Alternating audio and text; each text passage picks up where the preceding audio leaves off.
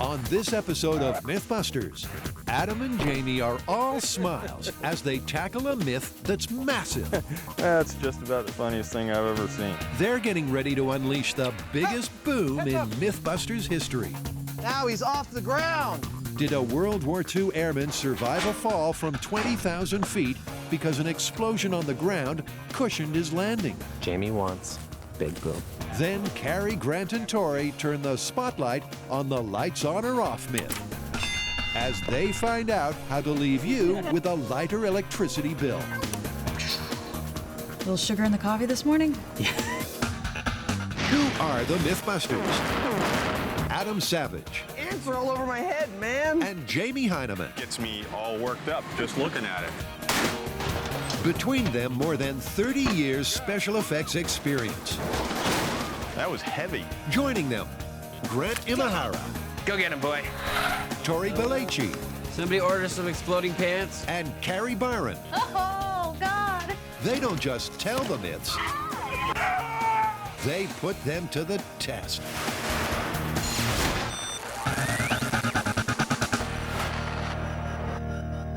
When it comes to explosions, the MythBusters are king.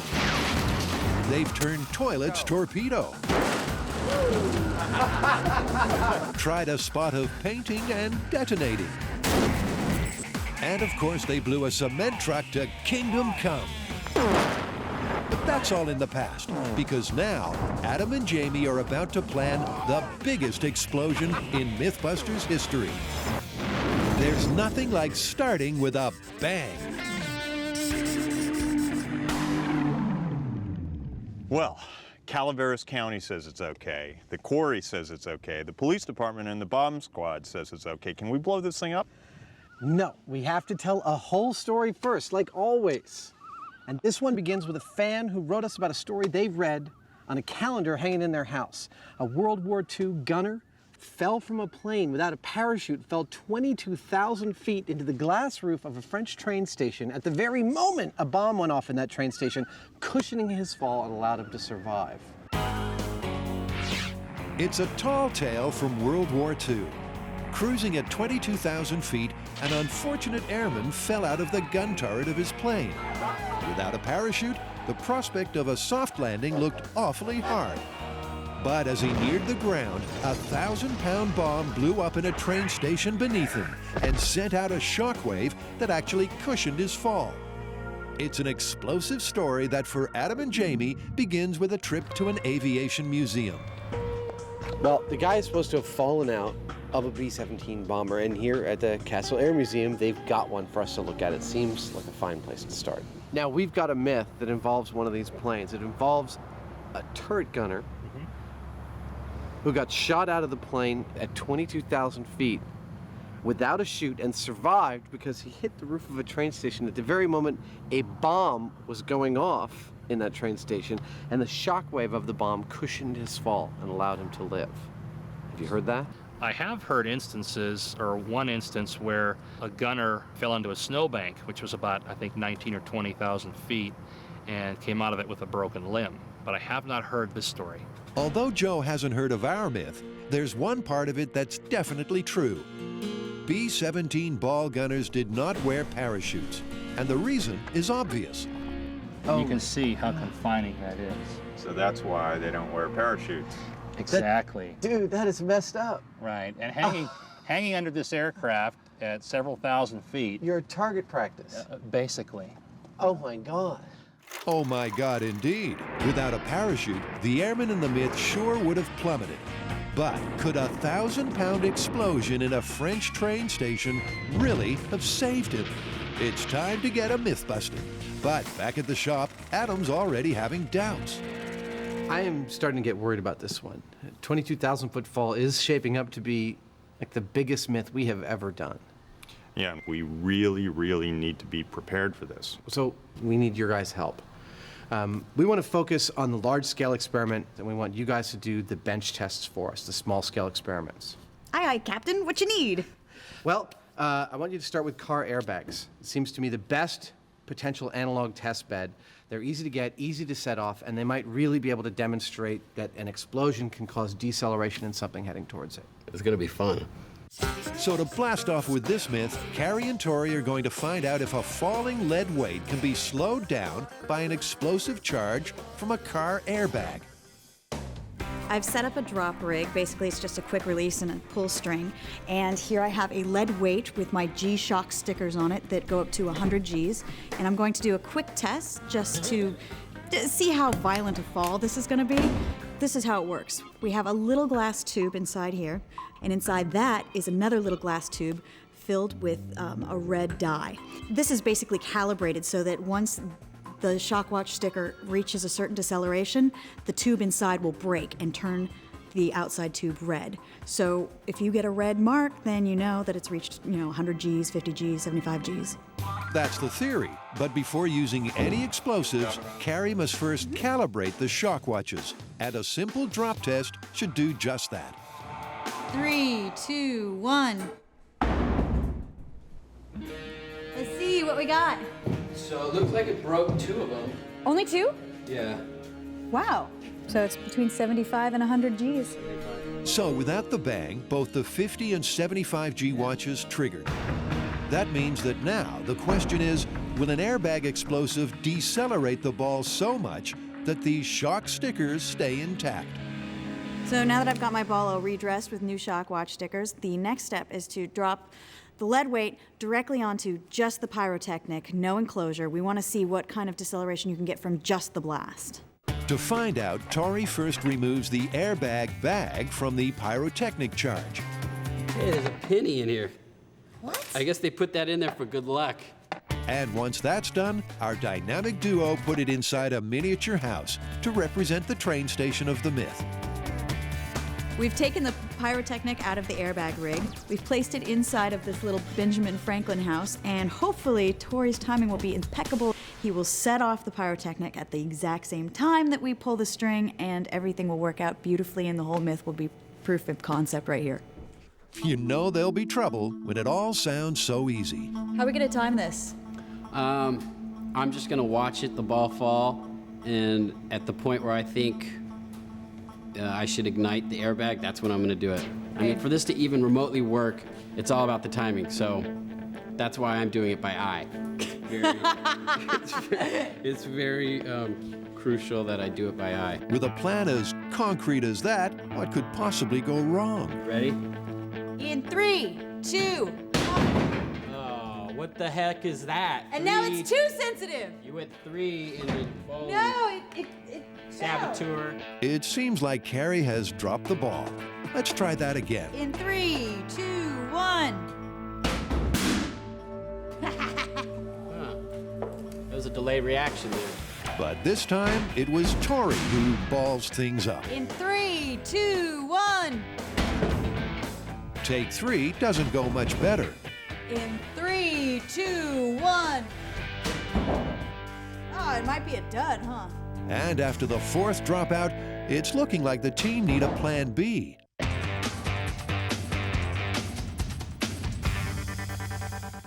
In 22,000-foot fall, the MythBusters are testing whether a turret gunner who plummeted from his plane without a parachute was really saved by a massive explosion on the ground that cushioned his fall.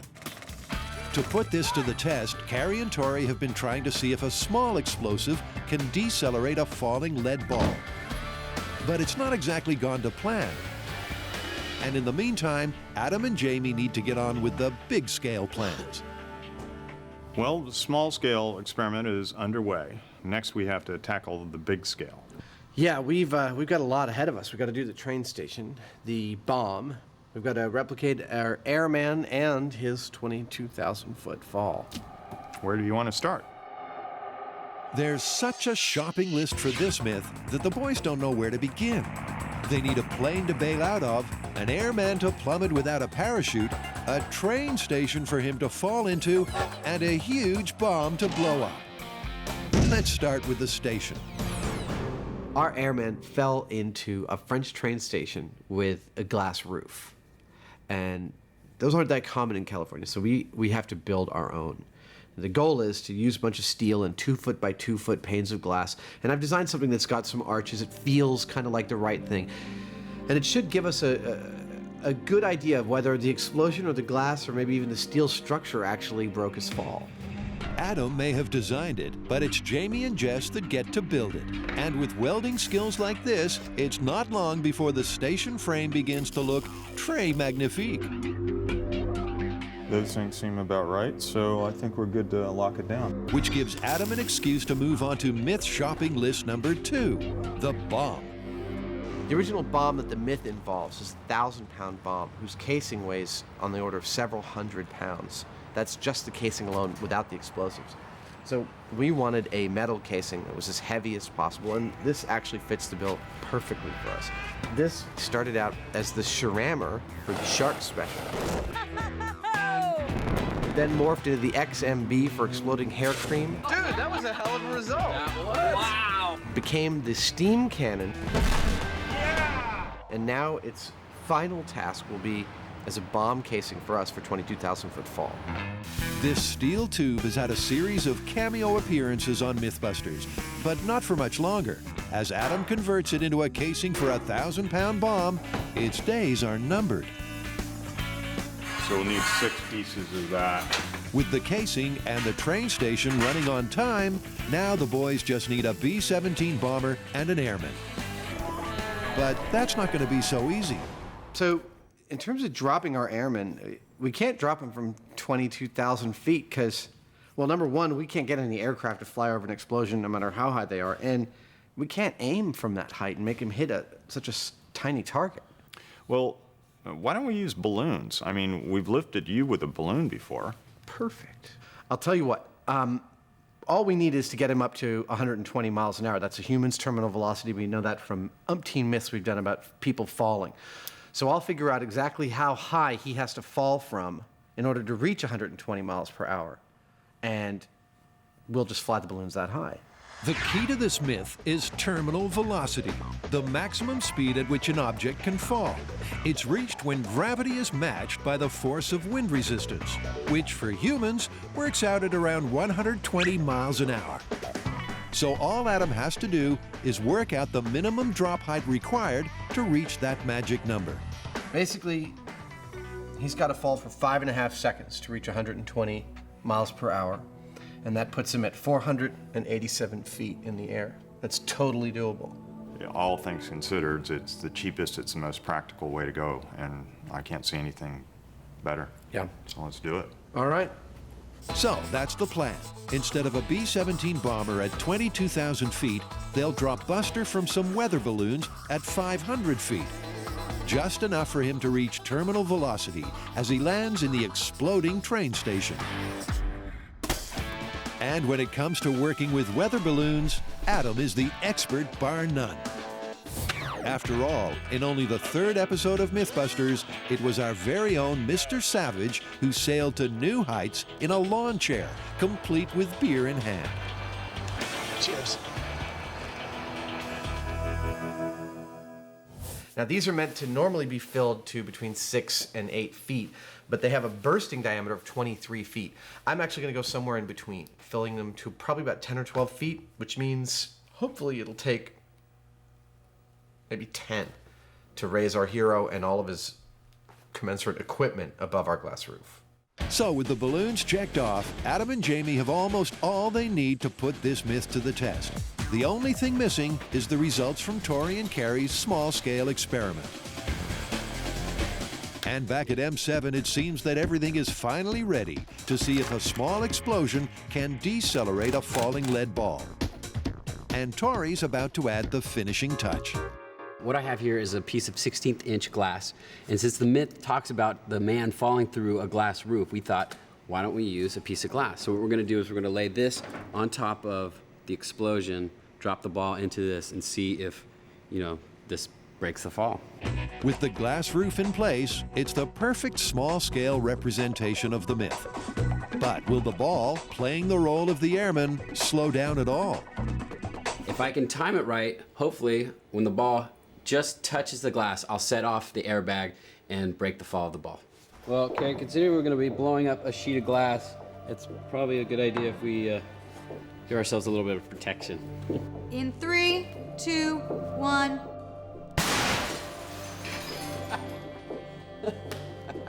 Some destruction. Did the bomb go off? Yeah, that was a good one. At last, the airbag explosive detonated, and with perfect timing.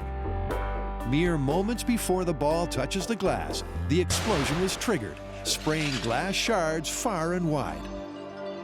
Adding the glass actually seemed to do more harm than it did good because it seemed to rip all the shock watches off the ball. So explosion and glass, that doesn't seem to be a good combination right now. With the shock watches torn off, it's impossible to tell whether the ball slowed down. So to find out, they're going to drop the ball again onto another pane of glass. But this time, there'll be no explosion. Then, by comparing both high speeds, they should be able to see whether the ball falls at the same rate on each test. Next, what we're going to do, we're going to drop the ball again into the glass, no explosion this time, and just see how that decelerates the ball. In 3, 2, 1. Cool. Oh, looks like the sticker stayed. There's more glass shards than an accident at a chandelier factory. But what happened to the ball's speed? Well, side by side, it's clear that the explosion did very little. The balls fall virtually the same in each test, and that's got Carrie ready to make some early conclusions. At this point, based on what we've seen and done, the myth of the gunner falling 22,000 feet, landing on top of a glass-roofed train station at the exact same moment that a bomb goes off during World War II, I can pretty much, for myself, definitively say it's busted. If I was going to fall on a glass roof, I would not want a bomb going off underneath it. We are still gonna have to take this to the full scale. Why? Because it's going to be frickin' cool. Well, Carrie, we're at a point with the large-scale build that we could use the information that you've gotten from your small-scale testing. What do you got? You know, it's still a little dubious, because you gotta think about the fact that the Shockwave, it's going at you at 25,000 feet per second. You're falling at 176 feet per second, and when you hit, you know, it's not exactly an equal and opposite reaction, so what do you think? Also, you gotta consider that there's glass shrapnel flying everywhere.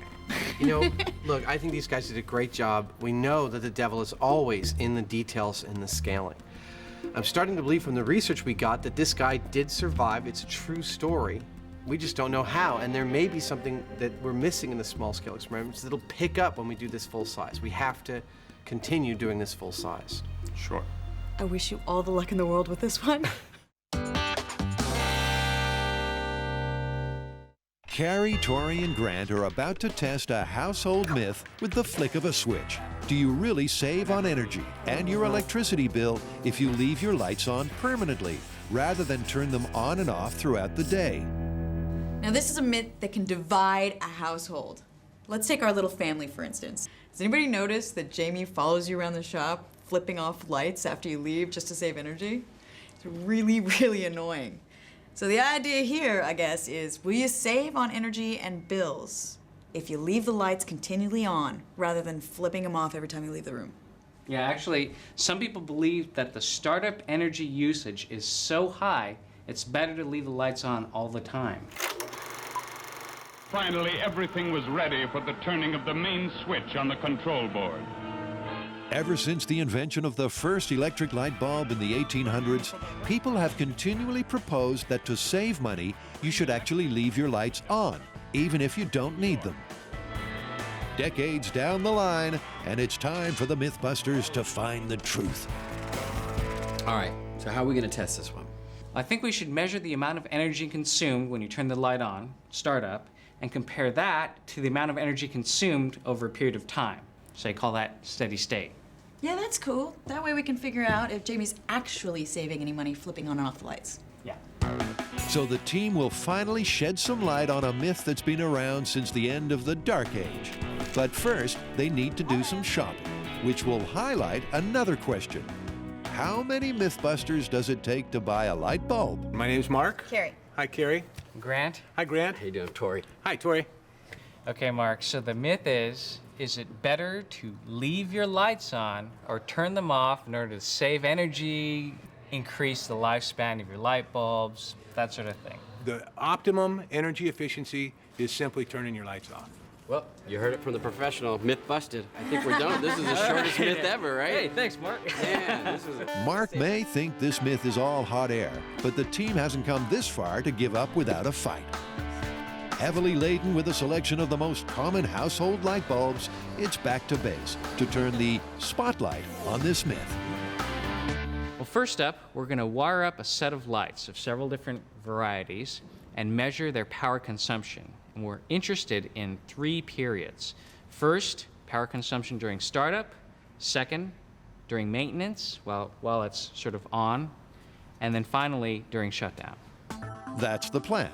The only problem is that electronics whiz kid Grant may be losing his spark for electronics. Well, apparently there is a rumor going around that I'm getting a little tired of doing all these electronic stories. So perhaps it's time for me to pass on my knowledge to an apprentice, someone who could, just step into that role whenever we need that. And I think Carrie is showing some interest in that. Carrie's as keen as a bean to become Grant's apprentice. And first up, it's wiring 101. The hot wire is 120 volts above ground. The hot wire is the one that'll kill you, so don't touch the hot wire. These will explode, these will melt, this will kill you. This is great. You had no Great. idea how is- dangerous my world was. With Carrie wired about the danger, she helps carefully rig up all the lights the team bought earlier, including Grant's favorite. That is wacky. If anything was going to rekindle his interest in electronics, it's this.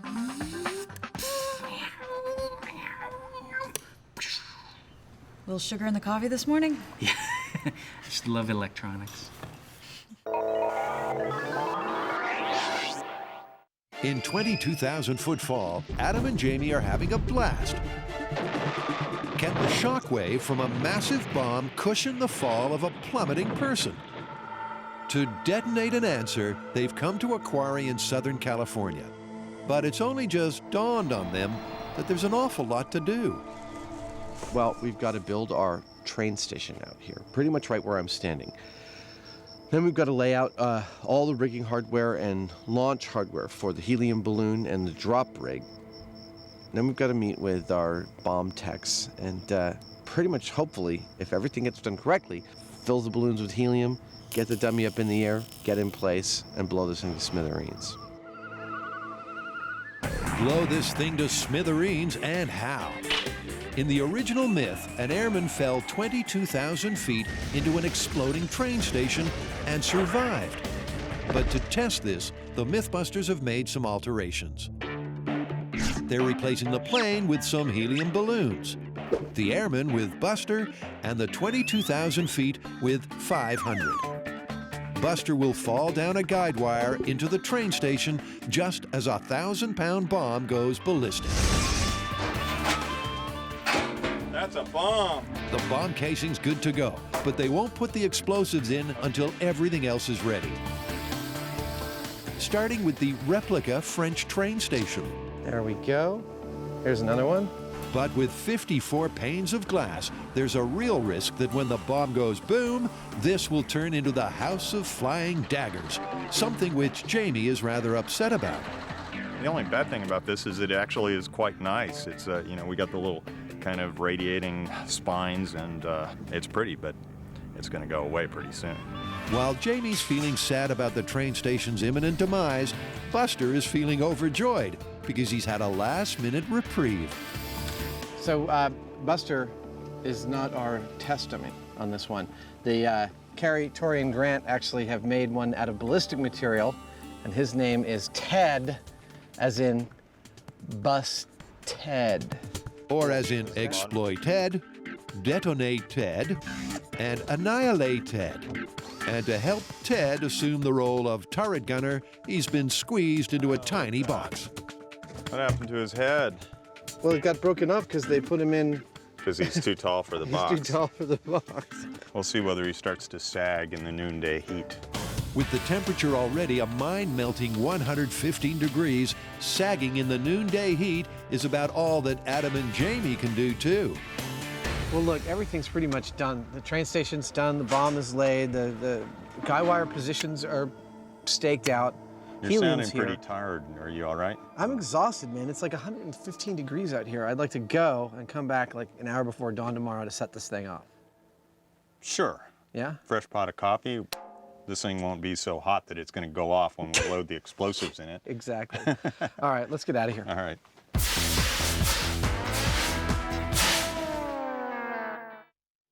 Carrie, Grant, and Tori are turning the spotlight on a myth that's divided households for decades. To save money, is it really better to leave your lights on and never turn them off? The theory is that the energy required on startup is so great that it's better to turn your lights on once and then leave them on forever. To find out if this is true, the team has made a circuit that contains the most common household light bulbs. And now it's time to get some data. So now we're getting down to the very serious part of the story. This is the part of the story we're actually going to measure how much power each of these light bulbs is going to draw. First during the startup, and then during the running time, and of course during the shutdown. And to determine the power consumption, electronics guru Grant has the perfect gadget.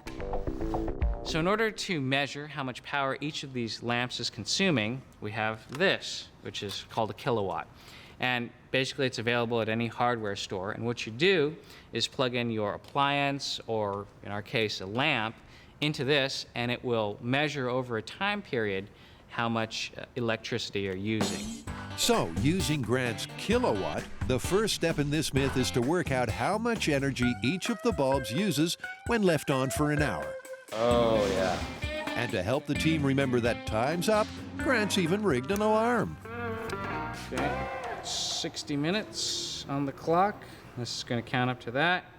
As soon as that happens, bell's going to ring, and we'll know to come running, take down the measurement, and reset it for the next one.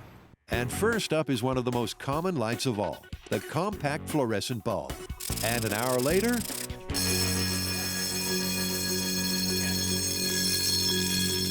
well, the alarm works, but how did the bulb do? 0.1 kilowatt hour. Yeah, you can. This one's 0.1 kilowatt hour. Sorry, 0.01 kilowatt hour. Okay. So in terms of data, it's one bulb down, 5 to go. Okay, so next one, halogen light. Here we go. 60 minutes. Go! Okay. See you guys in an hour. All right.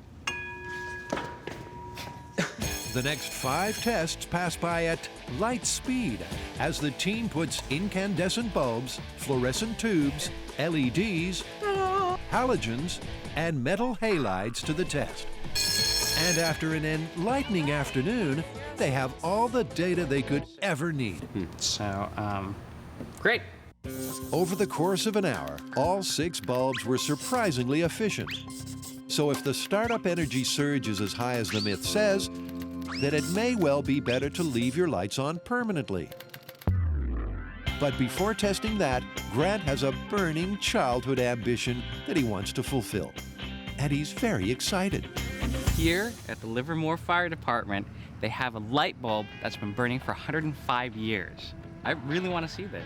Oh, you could be really excited about seeing a light bulb. It is. I can't even get a light bulb to burn for 105 days.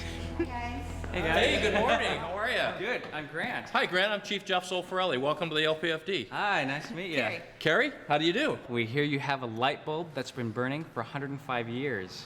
Actually, it's now up to 106 years. That's correct. Your information is good. Is that the light right there? That is our light. There she hangs as she is. Ah, cool. The light has a webcam and it has a gadget. The light has a webcam. So Yes, it does. That's how you know that it never goes off. It's got its own dedicated camera. And that's how she's been for about the last 105, 106 years. Cool. Yeah, It's amazing. 106 years, and it's still bright as a button. And Grant has spotted why.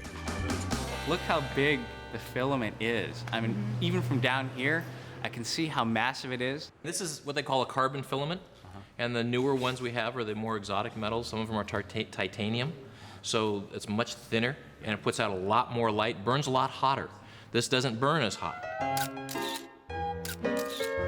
With memories to savor for a lifetime, Grant and Carrie head back to the shop to take this myth to its nail-biting conclusion that could leave you with a lighter electricity bill. Adam and Jamie have built a replica train station and bomb casing as they prepare to take the plunge on the myth of the 22,000-foot fall. Supposedly, a World War II airman fell from his plane but was miraculously saved when an explosion on the ground cushioned his fall. To put this to the test, the MythBusters have replaced the plane with some helium balloons and the airman with Ballistics gel Ted. And the bomb countdown is not far away. It's pre-dawn. It's now time to fill all of our balloons with enough buoyancy to lift our airmen to 500 feet. And we're out here as early as we could possibly be to try and beat both the heat and the wind. It picks up pretty early. And actually, also for the bomb techs, we're trying to beat the humidity.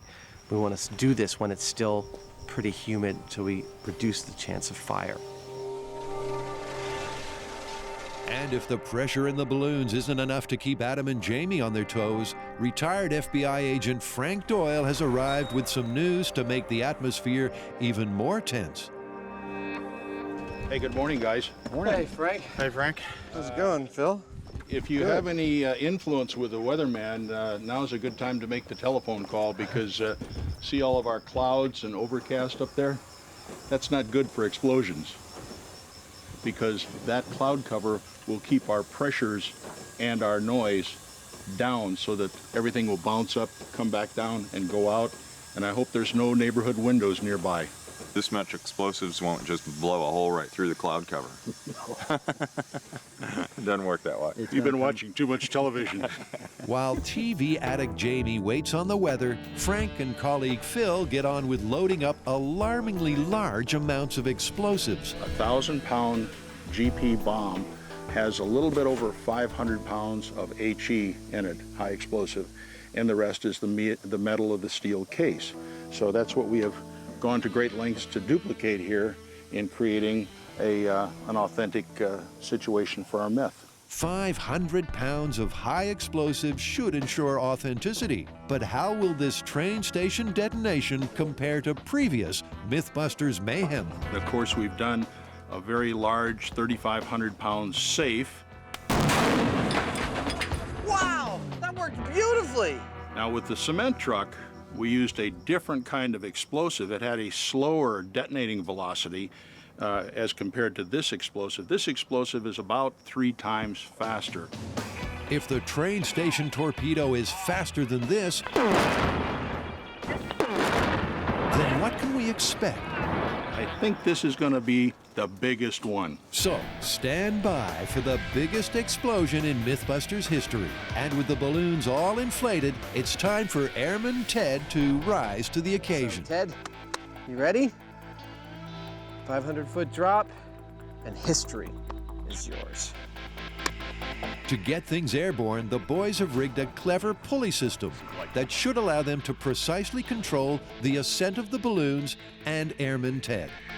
At least, that's the theory. Everybody on the winches! You're about to start to get a little tension. 3, 2, 1.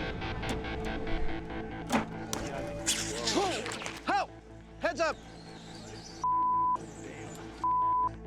Houston, we have a problem. I lost it.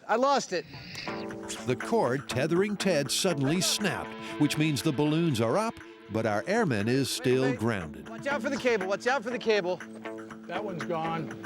And then things take a turn for the worse when some of the balloons start to burst.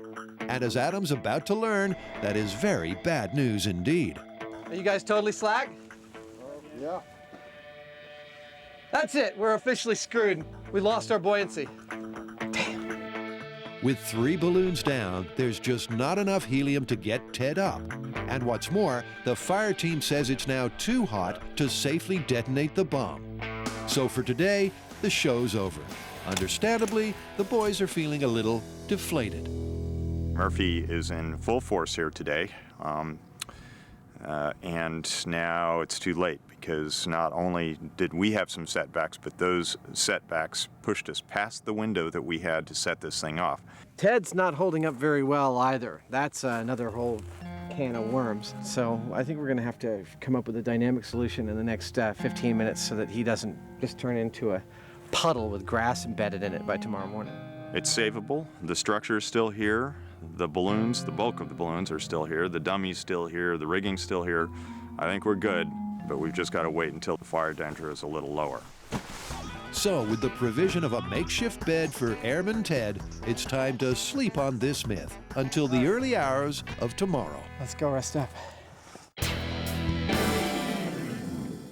Carrie, Grant, and Tori are testing a myth that came to light with the genesis of the common light bulb.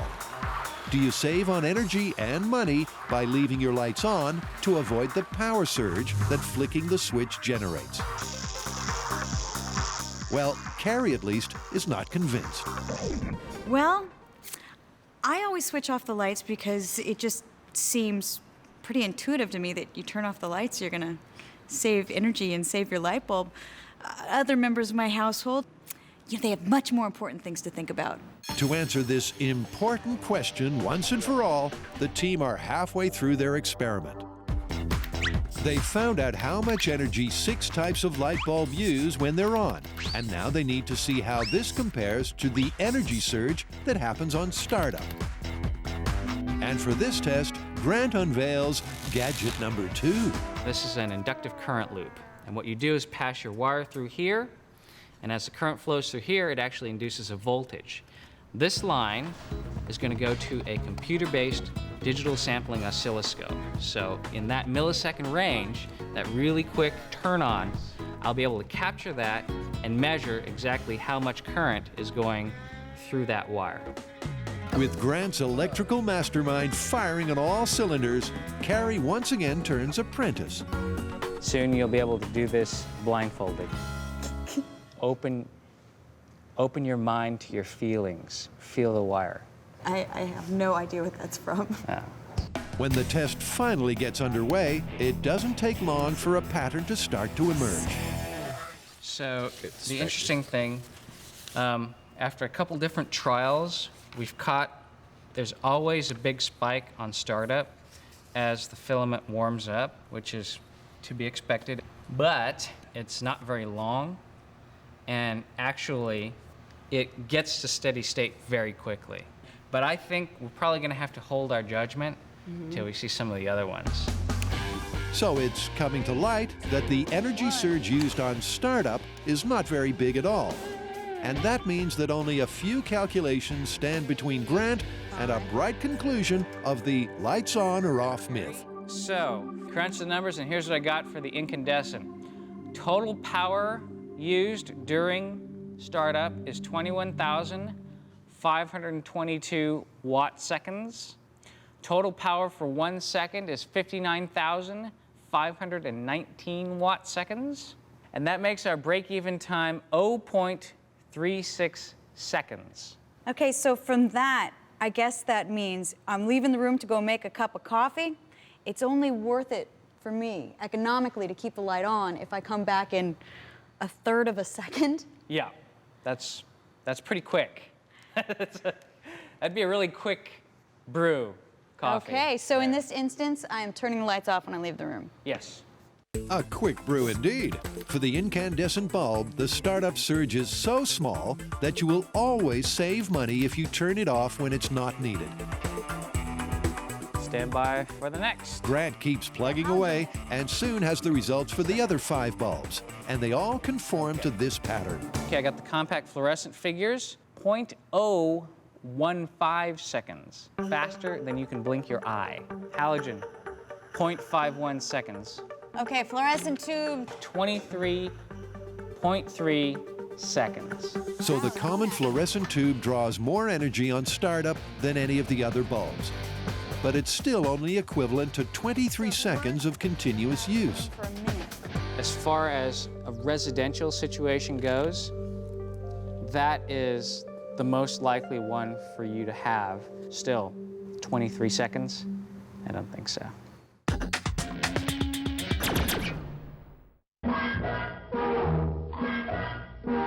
We'd like to cast a little more light on the subject. After much research, we've been unable to find another man like our hero, who is the chef's delight. He won't blow a fuse no matter what you set before him. Carrie, Grant, and Tori are trying to digest that the cost of switching on a fluorescent tube is equivalent to just 23 seconds of continuous light, at a meager 0.36 of a second for a common incandescent bulb. Modern replica. Which means it's looking like it's always best to turn your lights off when you don't need them.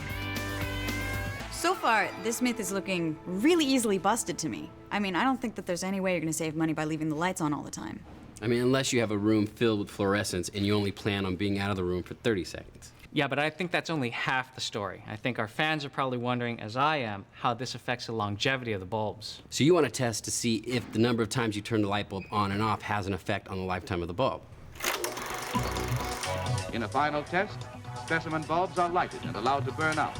So the final test, before reaching a bright conclusion, is to see whether the money you save turning your lights on and off more regularly means that you spend your savings replacing your bulbs more often.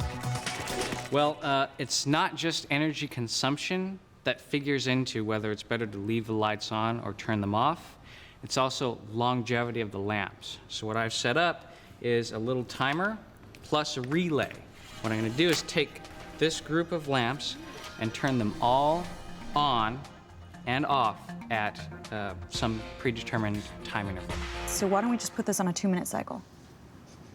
So that's the plan. Grant's rigged the lights up to a timer, and they're going to turn them on and off every 2 minutes to see how long before the bulbs break. And 6 weeks later, the results are in.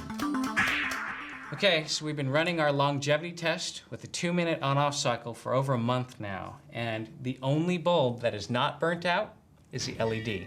So how does this test compare to, say, the average stress and usage that you put on a light bulb in a normal household?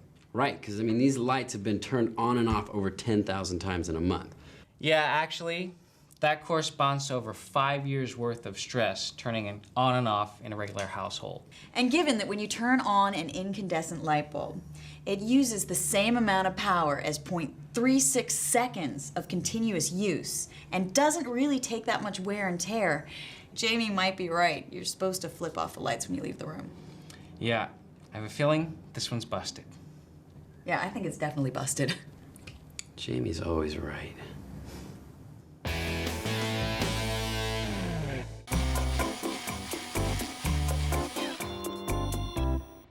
While it's lights off on that myth, Adam and Jamie are doing their best to switch on in the dark. They're inflating helium balloons pre-dawn so that they have enough time to get the myth of the 22,000-foot fall in the air.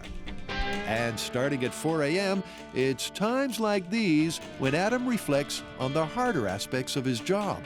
We get a lot of fan mail saying that we have the best job in the world, and I won't disagree with that. But there are also days, like this morning, when it is the hardest job I have ever done, by far. And that's because so far with this myth, they've had setback after setback. Severed lines, burst balloons, and grounded dummies. What could have gone wrong has. That's it, we're officially screwed. Today may be a new day, but things haven't improved. Yeah. That's just about the funniest thing I've ever seen. That's his ear. He's like a cookie after baking, you know? He's all kind of flattened out. It's already so hot that Ted's feeling a little flat. And that's not the only problem with this heat. It's well over 100 degrees in the shade out here. We've got 500 pounds of explosives in here, high explosives. It's military spec, and you know, if we're anywhere in our work area and this should happen to go off, there won't be anything left of us, period. Luckily, he has an elaborate plan to avoid a premature projectile. So I put a blanket on it. Once Jamie's attached his security blanket, it's time to get cooking. Well, it's crunch time. The wind's kind of gentle, and we have to go. So it's now or never. We're inflating the balloons, and we're going to do it.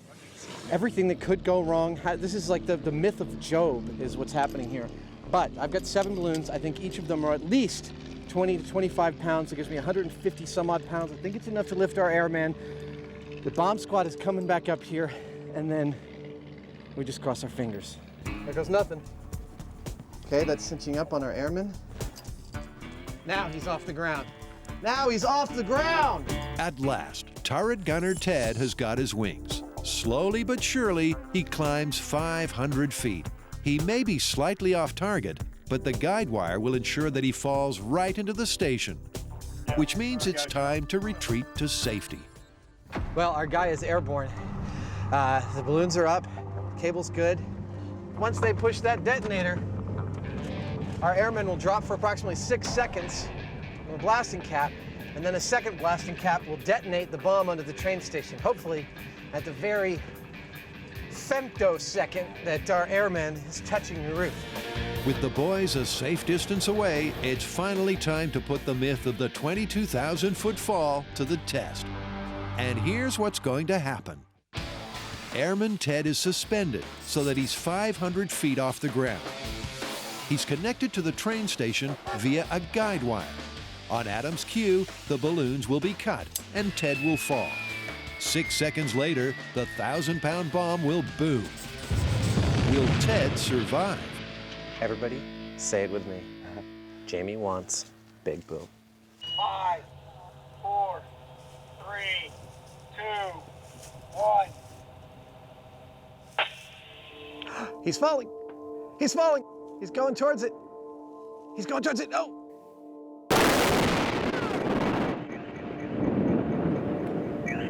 Wow, here comes the shockwave. The booms created a mushroom cloud of frightening proportions, and it's also set the surrounding hills on fire. Oh, look at that! Fortunately, the county fire department are quick to respond.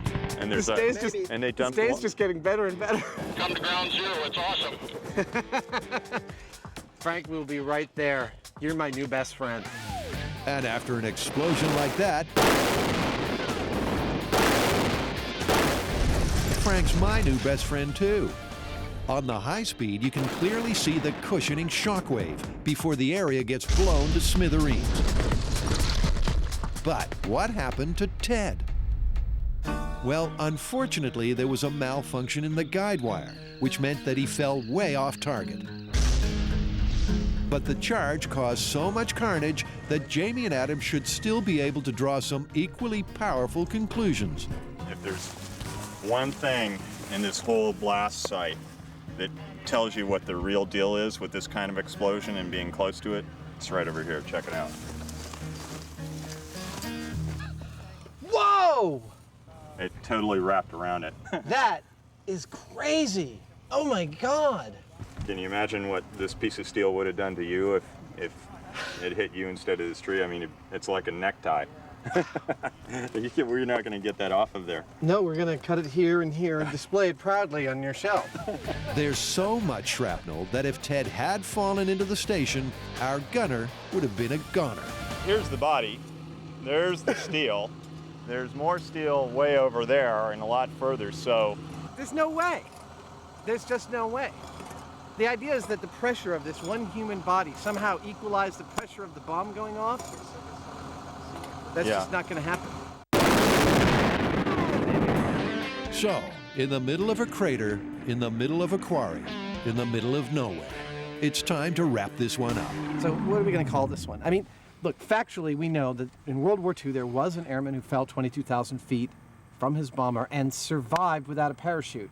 That is historically accurate. Yeah, but the idea that a bomb going off would provide such an upwelling of air that it would decelerate him and gently lower him to the ground is bunk. It's just not. I don't think it's possible. What do you think, Peg? Give me a break. It didn't happen. So busted. Busted. Busted. Let's get out of here. All right.